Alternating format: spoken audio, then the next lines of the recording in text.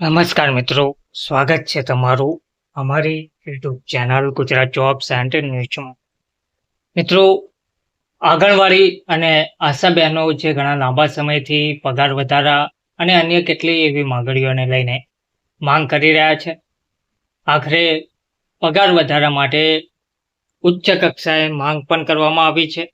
હવે જોવાનું એ રહેશે કે આ માંગોને લઈને ક્યારે નિર્ણય લેવામાં આવે છે અને દરેક માંગણીઓ આશા વર્કરો તથા આંગણવાડી બહેનોની પૂર્ણ કરવામાં આવે છે.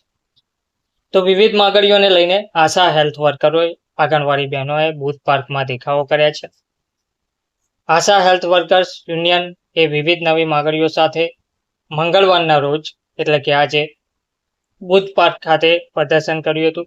આ દરમિયાન આશા આંગણવાડી બહેનો લઘુત્તમ વેતન વધારીને ₹25,000 કરવા, રાજ્યના કર્મચારીઓનો દરજ્જો અને આશા વર્કરોને લઘુત્તમ વેતન, નિવૃત્તિ સમયે પેન્શન, હોસ્પિટલમાં સન્માનજનક સારવાર, આરોગ્ય વિભાગ દ્વારા તાલીમ આપવામાં આવે અને એનજીઓની દખલગીરી બંધ કરવામાં આવે, તાલીમમાં ઓછામાં ઓછા ₹500 ચૂકવવામાં આવે, દરેક દિવસની બાકી રકમ ચૂકવવામાં આવે સહિતની અનેક માંગણીઓ રજૂ કરવામાં આવી હતી.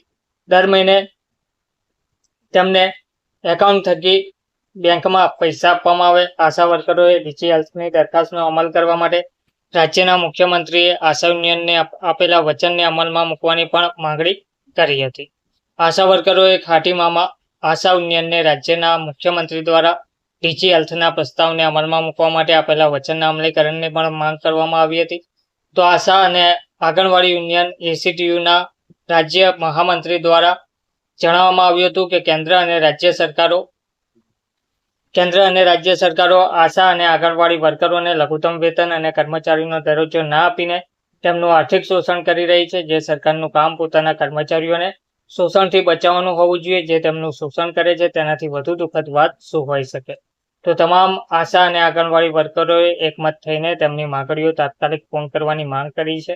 આ સમય દરમિયાન રિંકી જોશી, રીના આર્ય, સરોજ રાવત, પ્રીતિ રાવત, સાયમા સિદ્દીકી, રમા ભટ્ટ, જ્યોતિ, માલતી દેવી, અંજના, કમલા ગોસ્વામી સહિત અનેક આશા અને આંગણવાડી કાર્યકરો હાજર રહ્યા હતા. હવે જોવાનું એ રહેશે કે આ માંગોનો ક્યારે ફાઇનલ નિર્ણય આપવામાં આવે છે અને પગારમાં માનદ વેતનમાં વધારો કરવામાં આવે છે. ધન્યવાદ.